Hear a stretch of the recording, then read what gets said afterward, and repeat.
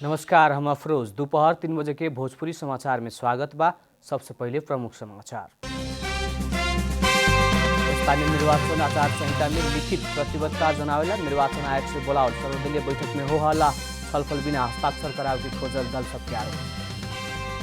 सत्ता गठबंधन द्वारा स्थानीय निर्वाचन की तैयारी अनुगमन खातिर अलग समिति गठन, समिति के सुझाव के आधार में ठोस कदम उठावे के निर्णय। नेपाल बार एसोसिएशन के केंद्रीय कार्य समिति के मतदान के मतगणना शुरू, सर्वोच्च अदालत परिसर के विभिन्न 6 ठाव में गणना हो रहा।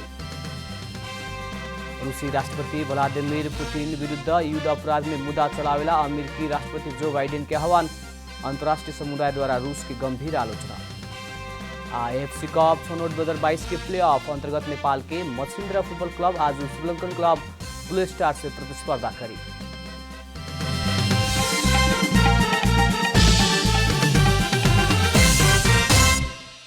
अब पूरा समाचार। स्थानीय तह के निर्वाचन आचार संहिता में लिखित प्रतिबद्धता जनावेला निर्वाचन आयोग से बोलावल सर्वदलीय बैठक में हो हल्ला भइल बा। आयोग आचार संहिता पालना करे खातिर लिखित प्रतिबद्धता में हस्ताक्षर करावेला खोजला बाद छलफल बिना ही हस्ताक्षर करावे की खोजल कहत विभिन्न दल सब आपत्ति जनावले बा। प्रमुख निर्वाचन आयुक्त दिनेश कुमार थपलिया संयमित होके आपन आपन स्थान में बैठेला आग्रह कैला पर भी दल के प्रतिनिधि सब नइखे मानल। हो हल्ला आ नाराबाजी जारी रहला बाद असहज स्थिति सृजना भइल हुए। प्रमुख निर्वाचन आयुक्त थपलिया छलफल करावेला ना बल्कि स्थानीय निर्वाचन आचार संहिता में लिखित प्रतिबद्धता जनावला ही बोलावल बतावला बाद बड़का दल सबके ही बात सुनल कहत हो हल्ला कैले रहे। निर्वाचन आयोग 2079 वैशाख 30 गते होखेवाला स्थानीय तह निर्वाचन में भाग लेवेला 79 राजनीतिक दल के आज बोलावले रहे। सत्ता गठबंधन के दल सब से स्थानीय निर्वाचन के तैयारी अनुगमन खातिर अलग समिति गठन कैले बा। आज सवेरे प्रधानमंत्री निवास बालुवाटार में बैठल गठबंधन के बैठक नेपाली कांग्रेस के वरिष्ठ नेता रामचंद्र पौडेल के संयोजकत्व में निर्वाचन तैयारी तथा अनुगमन समिति गठन कैलखा। समिति में कांग्रेस से गगन थापा, ज्ञानेन्द्र बहादुर कार्की, माओवादी केन्द्र से वर्षमान पुन आ देव गुरुङ, नेकपा एकीकृत समाजवादी से बेदुराम भूषाल आ डाक्टर विजय पौडेल, जसपा से अशोक राई, रेणु यादव तथा राष्ट्रीय जनमोर्चा से हिमलाल पुरी रहल बानी लोग। बैठक देश के अर्थतंत्र के अवस्था के ध्यान देहत सरकार के तरफ से राजनीतिक दल, अर्थविद, योजनाविद आ सरकार वाला पक्ष से बृहत अंतर्क्रिया के आयोजना करके आ सुझाव के आधार में ठोस कदम उठावे के निर्णय भी कैले बा। बैठक में प्रधानमंत्री शेरबहादुर देउवा 3 दिनहा भारत भ्रमण के ब्रीफिंग समेत कैले रहने। बैठक प्रधानमंत्री के भारत भ्रमण सफल रहल निष्कर्ष समेत निकलले बा।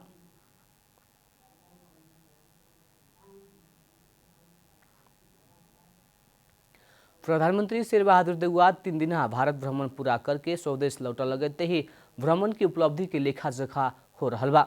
भ्रमण से राजनीतिक विश्वास के निर्माण, नेपाली आयोजना के ऊर्जा निर्यात में सहयोग पुगल सरकार के दावी बाटे। कांग्रेस के महाधिवेशन के समय शेरबहादुर देउवा निकट नेता डाक्टर प्रकाश शरण महत भारत भ्रमण में गइल रहनी, लेकिन पार्टी सभापति या प्रधानमंत्री भइला बाद देउवा के पहिलका भारत भ्रमण हुए। प्रधानमंत्री देउवा के भ्रमण से राजनीतिक विश्वसनीयता निर्माण कैल बताओल गइल बा। भ्रमण के क्रम में देउवा भारतीय जनता पार्टी के मुख्यालय में ही जाके अध्यक्ष जेपी नड्डा से भेंट कैल रहनी, जेकरा के लेके अभिन्न कूटनीतिक मर्यादा के उल्लंघन आ उपेक्षा कैल जानकार सब बता रहल बा। भोजपुरी समाचार में अब छोट विश्राम।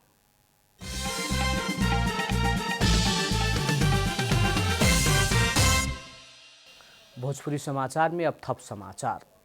नेपाल बार एसोसिएशन के नया कार्य समिति खातिर भइल निर्वाचन के मतगणना शुरू भइल बा। सवेरे पौने 10 बजे से सर्वोच्च अदालत परिसर में मतगणना शुरू भइल हुए। सर्वोच्च अदालत परिसर के विभिन्न 6 ठाउँ में मतगणना कार्य शुरू भइल निर्वाचन अधिकृत सानुराज पोखरेल बताउने। सर्वोच्च अदालत के 1 नंबर हॉल में मतगणना करे के कार्य प्रारंभ भइल बाटे त 2 नंबर में वीरगंज पर्सा मतदान केंद्र के मतपत्र के मतगणना कैल गइल बा। वैसे ही 3 नंबर में ललितपुर मतदान केंद्र से आइल मतगणना कैल गइल बाटे त 4 नंबर में सर्लाही के मतदान केंद्र के मतगणना शुरू भइल बा। निर्वाचन अधिकृत पोखरेल 5वां के लाइब्रेरी कक्ष में इलाम मतदान केंद्र के मतगणना कार्य के शुरुआत भइल बाटे त 6ठा मेलमिलाप केंद्र तथा सभा कक्ष में महेन्द्रनगर मतदान केंद्र के मतगणना कार्य के शुरुआत भइल बा। पौने 10 बजेबाट चाहिँ 6 ठाउँमा मतगणना कार्यको प्रारम्भ गरेका छौँ यसरी मतगणना गर्दाखेरि चाहिँ हामीले 1 नम्बर हल यो सर्वोच्च अदालतको जुन चाहिँ तल्लो हल छ त्यसमा हामीले सर्वोच्च अदालतको चाहिँ मतपत्रहरू चाहिँ गणना गर्ने कार्यको प्रारम्भ गरेका छौँ। त्यो क्षेत्र छुट्याएका छौँ। त्यसै गरी 2 नम्बरमा हामीले वीरगञ्ज पर्सा मतदान केन्द्रको मतपत्रहरू गणना गर्नको लागि चाहिँ कामको प्रारम्भ गरेका छौँ। यो सर्वोच्च अदालतको कार्यकक्ष क्षेत्रमा यसलाई छुट्याइएको छ। निर्वाचन अधिकृत पोखरेल यी वर्ष के मतगणना कार्य पहले से फर्क रह बताउने बीतल में उपत्यका बाहर के मतगणना कार्य उड़ेला बाद उपत्यका के मतगणना करे के भइला पर भी यी वर्ष उपत्यका के दुगो स्थान सर्वोच्च अदालत आ ललितपुर के मतगणना भी उपत्यका बाहर के मतगणना संगे शुरू भइल बा। यातायात व्यवस्था विभाग सब एक किसिम के भुगतानी में ऑनलाइन प्रविधि लागू करे के भइल बाटे, लेकिन सेवाग्राही सब ऑनलाइन प्रविधि प्रभावकारी ना भइल शिकायत करते आ रहल बा। सेवाग्राही सब खातिर यातायात व्यवस्था विभाग सब एक किसिम के भुगतानी ऑनलाइन से कर सके वाला प्रणाली लैले बाटे। बागमती प्रदेश मातहत के सभे यातायात कार्यालय सब संघीय सरकार से हस्तांतरण हो चुकल बाटे।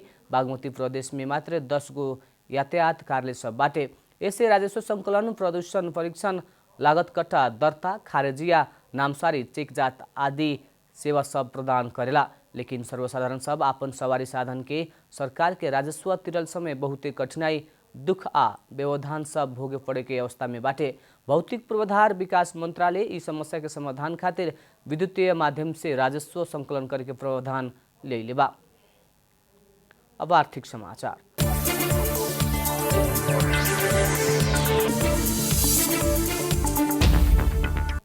विगत लंबा समय से चर्चा में रहल चोभार सुखा बंदरगाह आज से संचालन में आ रहल बा। नेपाल इंटरमोडल यातायात विकास समिति द्वारा बीतल साउन में ही भौतिक कार्य संपन्न कैल चोभार सुखा बंदरगाह के आज प्रधानमंत्री से उद्घाटन करे के संचालन में लियावे के तैयारी बाटे। यातायात विकास समिति मुताबिक आज वीरगंज से डिजिटल लॉक लगा के आयल मालवाहक कंटेनर प्रधानमंत्री द्वारा उद्घाटन करके बंदरगाह में प्रवेश करावल जाए। यातायात विकास समिति या भन्सार विभाग के संयुक्त सहकार्य में संचालन में लियावे के तैयारी हो रहा कारण आयातकर्ता तथा निर्यातकर्ता के सहज होखे। इससे पहले ही सरकार द्वारा चोभार सुखा बंदरगाह में भन्सार जांच पास खातिर राजपत्र में सूचना जारी करत काठमाडौँ में भन्सार जांच पास खातिर माल वस्तु लियावेला खुल्ला कैल गइल बा। बीतल के दिन में विभिन्न नाका में पुगे वाला व्यवसायी सब अब काठमाडौँ में जांच पास करके नाका में पुगे पड़े के बाध्यता हटे वाला बा। भोजपुरी समाचार में अब छोट विश्राम।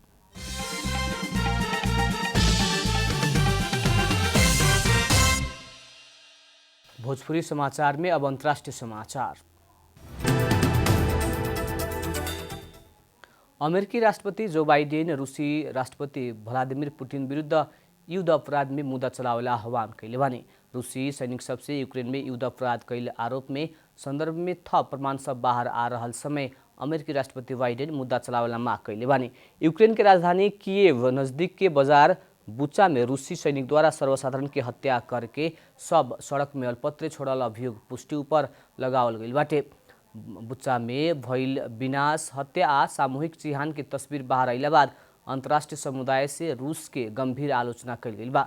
संयुक्त राष्ट्र संघीय नियोग द्वारा संभावित युद्ध अपराध के संबंध में छानबीन के माग कल गइल बाटे। तस्वीर सब में बुच्चा के सड़क में सर्वसाधारण के सब देखल गइल बाटे। रूसी सैनिक के कब्जा में रहल बुच्चा शहर कुछ दिन पहले ही यूक्रेन के नियंत्रण में आयल हुए।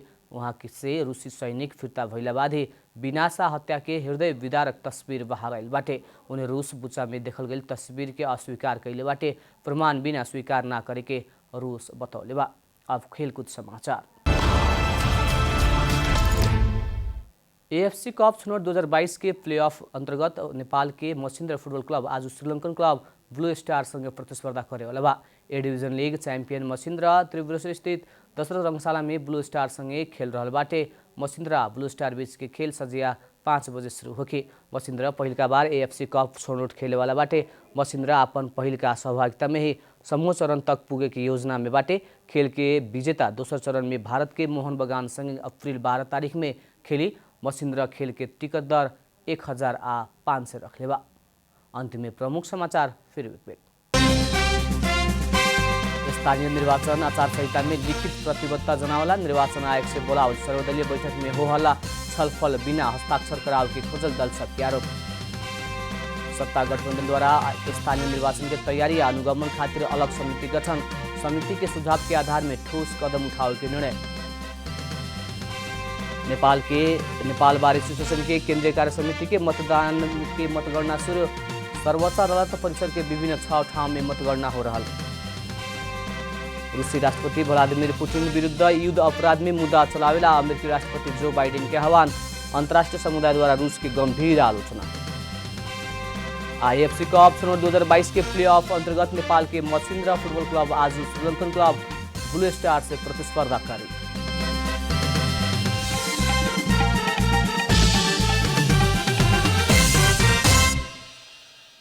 भोजपुरी समाचार अभी खातिर इतना ही। जनता द्वारा जनता खातिर प्रसारित जनता टेलीविजन देखत रही। प्रणाम।